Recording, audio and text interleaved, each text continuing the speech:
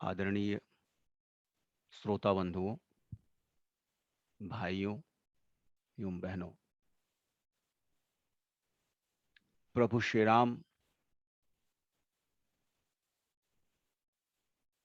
के जीवन, उनके कर्म पर आधारित श्री रामचरितमानस के कतिपय व्यवहारिक प्रसंगों पर अपना मंतव्य प्रस्तुत करने के लिए आप सबके समक्ष प्रस्तुत हूं। उस वाग देवी सरस्वती जिनकी कृपा से हम सब प्राणियों में वाणी का संचार हुआ, उसे नमन करते हुए मैं श्री रामचरितमानस के कतिपय प्रसंगों पर अपनी अभिव्यक्ति आप सबके समक्ष प्रस्तुत करना चाहता हूं। श्री रामचरितमानस गोस्वामी तुलसीदास जी महाराज द्वारा रचित है, जिसकी रचना में आदि कवि वाल्मीकि द्वारा रचित रामायण, वेदों, पुराणों, उपनिषदों, स्मृति ग्रंथों इत्यादि के अनेकानेक उद्धरणों को प्रस्तुत करते हुए गोस्वामी जी महाराज द्वारा श्री रामचरितमानस की रचना की गई। श्री रामचरितमानस जहां एक और धार्मिक ग्रंथ है, हिंदू धर्म का इसे वेद कह सकते हैं, पुराण कह सकते हैं, वेदों और पुराणों का निचोड़ कह सकते हैं, वहीं दूसरी ओर यह मानव जीवन में आने वाली अनेक संकटों, परेशानियों, कठिनाइयों के निवारण के लिए कतिपय उपचार भी प्रस्तुत करता है। यह ग्रंथ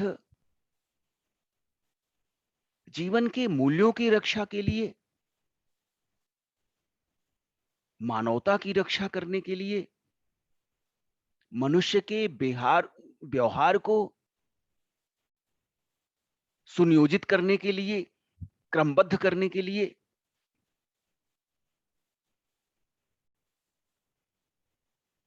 मनुष्य के अंतर्मन में प्रकट होने वाली दुविधाओं के निवारण के लिए अद्भुत रचना है। यदि इस महाकाव्य के कतिपय प्रसंगों को हम अपने जीवन में आत्मसात कर लें, तो हमारे जीवन में आने वाली अनेकों कठिनाइयों का निवारण तत्काल ही हो सकता है। इस ग्रंथ में गोस्वामी जी महाराज ने जितनी धर्म की चर्चा की है, उससे कहीं अधिक मानव जीवन की आवश्यकताओं, मानव जीवन के अनेक पहलुओं पर भी उन्होंने अपना विवेचन प्रस्तुत किया है। पिछले अनेक उद्धरणों में श्री रामचरितमानस के विभिन्न पहलुओं पर चर्चा करते हुए श्री रामचरितमानस में नारी की भूमिका या नारी की स्थिति पर अपना विवेचन पिछले अनेकों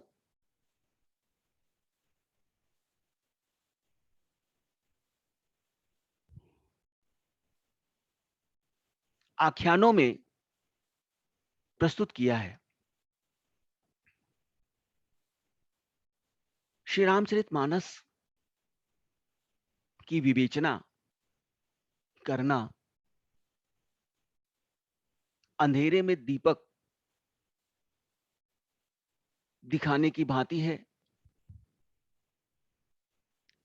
यह अत्यंत दुरूह कार्य है कि मानस महारथी गोस्वामी जी महाराज द्वारा रचित श्री रामचरितमानस का विवेचन प्रस्तुत किया जाए। यह मात्र लघु प्रयास है कुछ समझने का। विष्णु के स्वरूप भगवान श्री राम लीलाधारी हैं। उन्होंने त्रेता युग में इस पृथ्वी पर उपजे हुए अनाचार को, अधर्म को नष्ट करने के लिए और धर्म की पुनः स्थापना करने के लिए ही अवतार ग्रहण किया है। प्रायः हम में से अनेक लोग श्री रामचरितमानस में राम की भूमिका को दृष्टिगत रखते हुए, राम के कृत्यों को दृष्टिगत रखते हुए कभी-कभी उन्हें साधारण मानव समझने की भूल कर बैठते हैं। कुछ लोग उन्हें महापराक्रमी मानव के रूप में देखते हैं। कुछ लोग उन्हें चमत्कारी पुरुष के रूप में देखते हैं।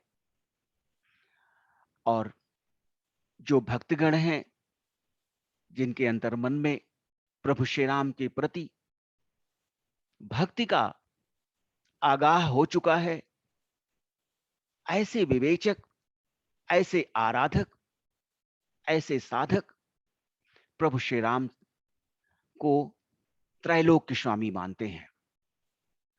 और उनका यह दृढ़ विश्वास है कि इस ब्रह्मांड में जो कुछ भी है वो सब एक विलक्षण सत्ता द्वारा, जो अनादि है, अनंत है, संपादित किया जाता है। विष्णु के परम भक्त, महान तपस्वी और ज्ञानी नारद जी महाराज आजीवन ब्रह्मचर्य का पालन करते हुए उस परब्रह्म परमेश्वर के चरणों में अपने को सदैव लीन रखते हैं। किंतु भक्ति के साथ साथ जब माया भी उस परब्रह्म परमेश्वर की सहचरणी है, सहगामिनी है,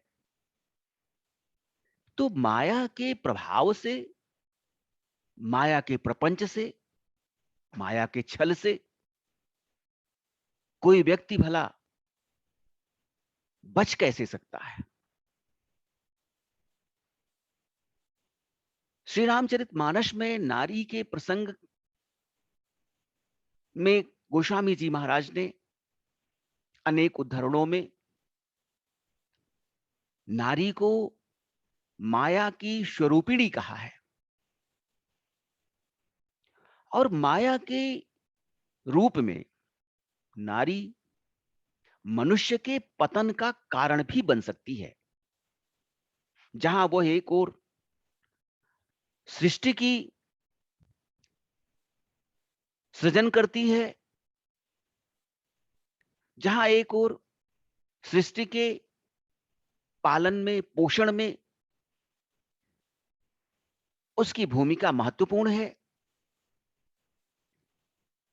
वहीं पर नारी मनुष्य को परब्रह्म परमेश्वर की सत्ता से विलग करने में भी अपनी भूमिका का निर्वहन करती है।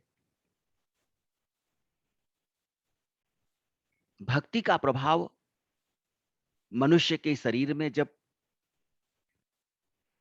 सबल हो जाता है तो माया का प्रभाव अपने आप विलोपित हो जाता है।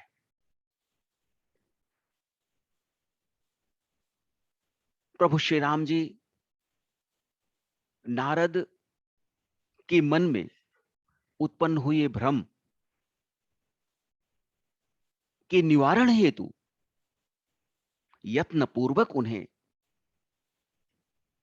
आगाह करते हैं और कहते हैं, काम क्रोध लोभादि मद प्रबल मोह कय धारी, तीन मह अति दारुण दुखद माया रूपी नारी। इस संसार में माया मोह समस्त दुखों की जड़ है। माया और मोह के चक्र में फंसकर प्राणी अनेकानेक दुख प्राप्त करता है। सामान्य मनुष्य के लिए माया मोह के बंधन को काटना सहज नहीं है। काम, क्रोध, लोभ, अहंकार, ईर्ष्या इत्यादि माया मोह की बलवान सेनाएं हैं। इनमें माया रूपी स्त्री अत्यंत दुख देने वाली है, क्योंकि वह माया की साक्षात मूर्ति है। वह माया की सहेली है, माया की अनुचरी है, माया की सहचरी है। और वह माया जिस प्रकार से ठगनी है, किसी को भी ठग सकती है, किसी को अपने बस में कर सकती है और उसे भक्ति के मार्ग से विलग कर सकती है, उसी प्रकार से नारी भी ठगनी के समान है, जो अपने प्रेम जाल में जकड़कर मनुष्य को ईश्वर की सत्ता से दूर कर सकती है, ईश्वर की परम सखी भक्ति से उसे अलग कर सकती है। वास्तव में माया और भक्ति दोनों ही ईश्वर की सहचरी हैं, किंतु स्त्री स्वभाव होने के कारण दोनों एक दूसरे के प्रति प्रेम भाव न रखकर ईर्ष्या और वैर भाव रखती हैं। चूंकि ये दोनों प्रभु की सहचरी हैं, आपस में द्वंद्व होने के कारण भक्ति और माया का प्रवास एक छत के नीचे नहीं हो सकता है। पुनः प्रभु श्री राम जी नारद जी को भक्ति की शक्ति यो माया की दुर्बलता पर कहते हैं कि सुनो मोनि कह पुराण श्रुति संता, मोह विपिन कहू नारी बसंता, जप तप नेम जलाश्रय झारी, होई ग्रीसम सोसई सब नारी, काम क्रोध मत मत्सर भेका, इनहि हर्ष प्रद वर्षा एका, दुर्वासना कुमुद समुदायी, और तिन कहाँ सरद सदा सुखदाई। धर्म सकल सरसीरुह वृंदा, होई ही मति नहीं दहहि सुख मंदा। पुनि ममता जवास बहुताई, अपलु है नारी शिशिर ऋतु पाई। पाप उलूक अनिकर सुखकारी, नारिणी बिड़ रजनी अंधियारी। बुद्धि बलशील सत्य सब मीना, अबनसी समत्रिय कहीं प्रवीणा। वास्तव में वेदों, पुराणों एवं संतों का यह मत है कि मोह रूपी वन को हरा भरा पुष्पित एवं पल्लवित करने के लिए नारी बसंत ऋतु के समान है। जिस प्रकार से बसंत ऋतु के आगमन पर पेड़ों, पौधों, पुष्पों में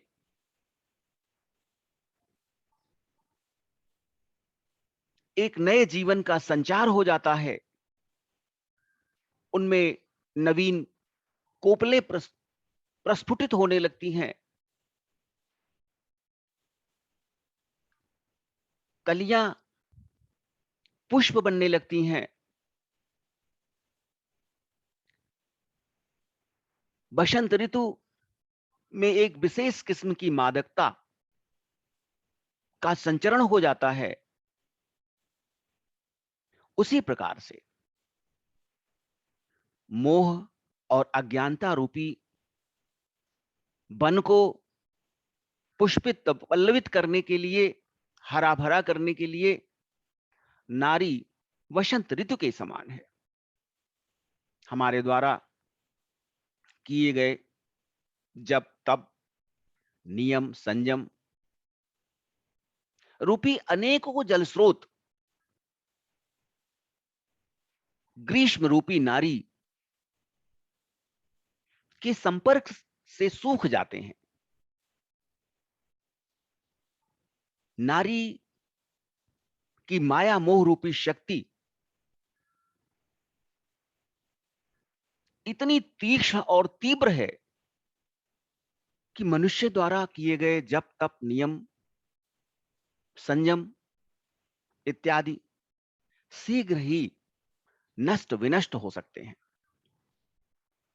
काम, क्रोध, मद, ईर्ष्या, लोभ इत्यादि मेढक के समान हैं। इनको वर्षा ऋतु रूपी नारी सुख एवं आनंद प्रदान करती है। नारी शरद ऋतु के समान है, जो काम वासना रूपी कुमुद को चंद्रमा के समान आनंद प्रदान करने वाली है। वास्तव में कमल धर्म का प्रतीक है, किंतु विषय जनित सुख प्रदान करने वाली नारी शीत ऋतु के समान कमल रूपी धर्म को जलाकर नष्ट कर देती है। जिस प्रकार से शीत ऋतु में कमल जलाशय में नष्ट हो जाता है, उसी प्रकार से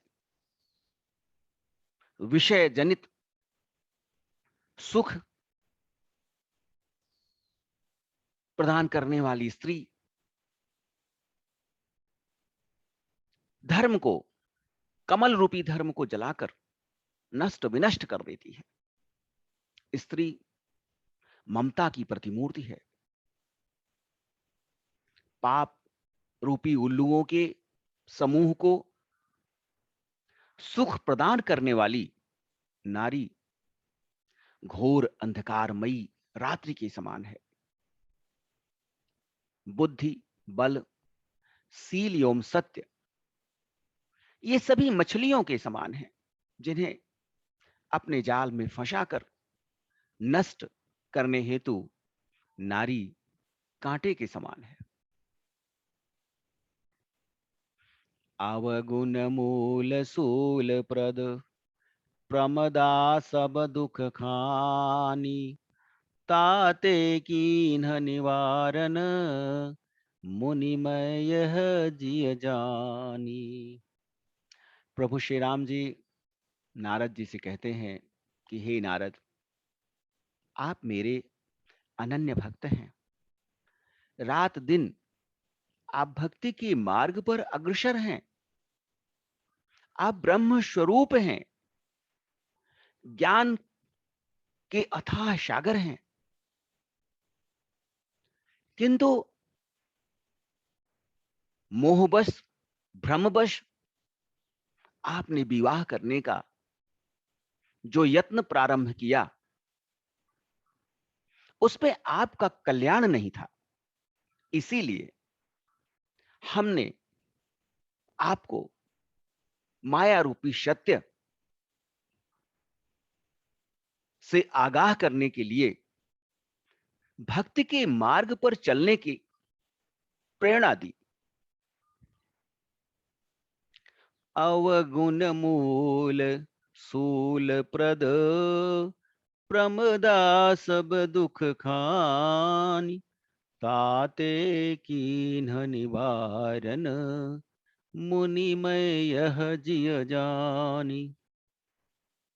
नारी माया मोह के जाल में पुरुष को बांधकर परिवार का स्वरूप प्रदान करती है, जो सृष्टि के संचालन एवं विकास की आवश्यक प्रक्रिया है। किंतु वही माया रूपी नारी जब ईश्वर की भक्ति में बाधक बन जाती है, तो उसके समस्त गुण अवगुणों में परिवर्तित हो जाते हैं। प्रभु श्री राम जी नारद जी से कहते हैं कि युवा स्त्री अवगुणों की मूल पीड़ा देने वाली एवं समस्त दुखों की खान है, क्योंकि वह अपने मोह पास में बांधकर मनुष्य को ईश्वर की भक्ति से विरत करती है। हे मुनिवर नारद, इसीलिए मैंने तुम्हें विवाह करने से रोका था। विवाह के बंधन में बंधकर तुम ईश्वर की भक्ति से दूर हो सकते थे। दीप शिखा सम जुवती तन, मन जनि होशी पतंग, भज श्री राम तजी, भज श्री राम तजी, भज श्री राम तजी काम मद, करहि सदा सत्संग। वास्तव में नारी माया का ही स्वरूप है, माया स्वरूपिणी है। वह सहज ही किसी के मन को आकर्षित करने की शक्ति रखती है। सांसारिक बंधनों में बांधने की कला में प्रवीण नारी किसी भी ऋषि, मुनि, योगी, वैरागी, ज्ञानी, साधु, संत को सहज ही अपनी माया के बंधन में जकड़कर पथभ्रष्ट कर सकती है। युवा स्त्रियों का शरीर दीपक की लौ के समान है। जिस प्रकार से पतंगा अपने सर्वनाश को जानते हुए भी दीपक के लौ की ओर आकर्षित होकर उसके ताप से जलकर अपने प्राणों की आहुति दे देता है, उसी प्रकार नारी रूपी दीपक की लौ मनुष्य को काम, क्रोध व मद के वशीभूत कर नष्ट करने में सक्षम होती है। इसलिए ईश्वर की भक्ति में लीन प्राणी को सदैव काम, क्रोध, लोभ, मोह, ईर्ष्या, द्वेष का परित्याग करना चाहिए। जहां एक और नारी को माया रूपिणी कहकर उसके मोहपाश से दूर रहने की प्रेरणा मर्यादा पुरुषोत्तम प्रभु श्री राम अपने भक्तों को देते हैं, वहीं नारी के सम्मान, उसकी मर्यादा की रक्षा के लिए भी कृत संकल्पित हैं। बाली द्वारा अपने अनुज सुग्रीव को राज्य से निष्कासित कर उसकी पत्नी तारा का अपहरण कर अपने पास रख लेने से मर्यादा पुरुषोत्तम प्रभु श्री राम जी क्रोधित हो उठते हैं और उसके इस दुष्कृत्य से बाली का वध कर धर्म एवं नारी सम्मान की रक्षा करते हैं। सुग्रीव का अग्रज बाली वो भी ईश्वर भक्त है, किंतु अपने बल में, अपने बल के अहंकार में वह धर्म अधर्म के मध्य विभेद नहीं कर पा रहा है। बाली द्वारा पूछे जाने पर प्रभु श्री राम जी कहते हैं, अनुज बधू भगिनी सुत नारी, सुनु सठ कन्या समये चारी, इनहि कुदृष्टि बिलोकई जोई, और ताहि बधे कछु पाप न होई, मूढ़ तो ही अतिशय अभिमाना, नारी सिखावन करशी न गाना, मम भोज बल आश्रित तेहि जा मारा, मम भोज बल आश्रित तेहि जानी, मारा चहसी अधम अभिमानी। नारी प्रकृति स्वरूपा है। इस संसार में ईश्वर और प्रकृति मात्र दो ही सत्य हैं। ईश्वर और प्रकृति ही शाश्वत हैं। इसके अतिरिक्त कुछ भी सत्य एवं शाश्वत नहीं है।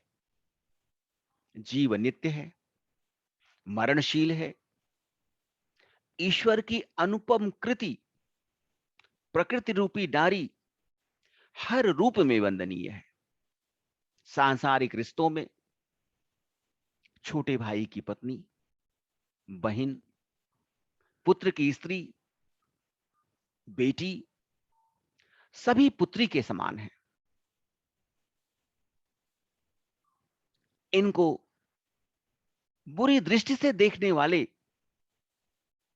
पापी हैं और इनके वध में कुछ भी अनुचित नहीं है। प्रभु श्री राम जी बाली से कहते हैं कि रे मूर्ख, तुझे अपनी शक्ति पर इतना अहंकार है कि अपनी पत्नी तारा के समझाने पर भी तू मेरी शरणागत सुग्रीव को मारना चाहता है। विश्व के अनेकों विकसित व विकासशील देशों में भौतिक विकास का चरमोत्कर्ष प्राप्त कर लेने पर भी आज नारियों को अपने अधिकारों के लिए संघर्ष करना पड़ रहा है। भारतीय समाज में आज भी नारियों की प्रति आदर भाव की कमी एवं असमानता का व्यवहार दृष्टिगत होता है। शिक्षित एवं संपन्न समाज की तुलना में अशिक्षित एवं विपन्न समाज में महिलाओं को अपेक्षाकृत अधिक अधिकार एवं स्वतंत्रता तथा समानता प्राप्त है। हम में से अधिकांश लोग नारियों के प्रति उपेक्षापूर्ण व्यवहार करते हैं। हमारे समाज में किसी भी निर्णय में महिलाओं की भूमिका न के बराबर होती है।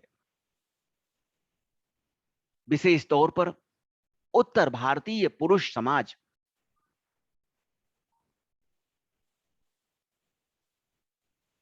जहां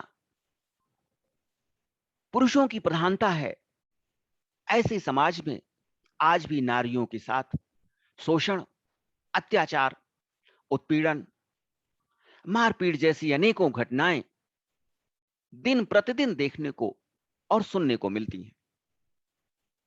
किसी भी समाज में जब तक नारियों का सम्मान, उनके प्रति आदर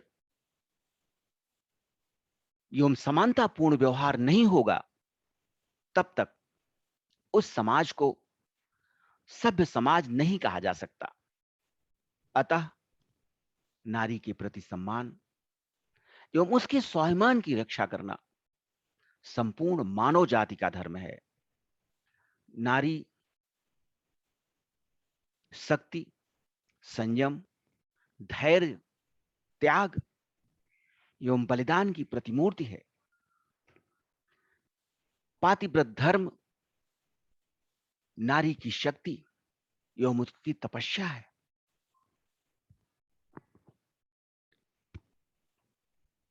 नारी का एक आदर्श स्वरूप माता सीता का भी है, जो अनेक विषम परिस्थितियों में रहते हुए भी अपने स्वाभिमान एवं अपने पातिव्रत धर्म की रक्षा करने के लिए रावण जैसे पराक्रमी, बलशाली के आधिपत्य को नकार देती हैं और रावण के सर्वनाश का कारण बनकर संपूर्ण पृथ्वी को राक्षसों के अत्याचार से मुक्त कराकर धर्म की स्थापना में अपना योगदान करती हैं। धन्य है वो शक्ति स्वरूपिणी सीता, जिनकी सहायता के बिना प्रभु श्री राम त्रेता युग में अपने अवतार के लक्ष्य को प्राप्त नहीं कर सकते थे। जब तक मां सीता प्रभु श्री राम के साथ रही, तब तक राम शक्ति के पुंज बने रहे, शक्ति के केंद्र बने रहे। किंतु जैसे ही प्रभु श्री राम ने सीता का परित्याग किया, उसी क्षण वह शक्तिहीन हो गए। नारी की जो स्थिति वर्तमान समाज में है, उसमें परिष्करण की आवश्यकता है, परिमार्जन की आवश्यकता है। आर्य संस्कृति की पोषक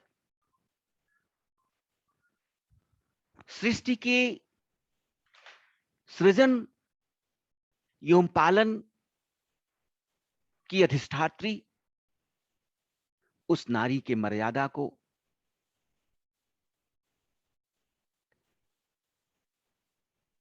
उसके स्वाभिमान को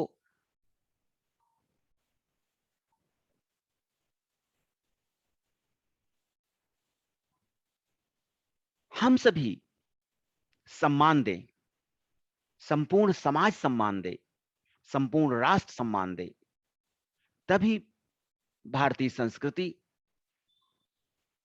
की रक्षा हो सकती है और समाज में समरूपता, एक रूपता कायम हो सकती है। नारी के प्रति सद्भावना, प्रेम, आदर प्रति परिवार में होना चाहिए, प्रत्येक समाज में होना चाहिए, संपूर्ण राष्ट्र में होना चाहिए। यही समय की मांग है। और जिस समाज में शीघ्र ही नारियों के प्रति अत्याचार, अनाचार, दुष्कर्म इत्यादि कृत्य समाप्त नहीं होंगे, वह समाज शीघ्र ही अधोपतन को, अधोगति को प्राप्त करेगा। इसमें कोई संशय नहीं है।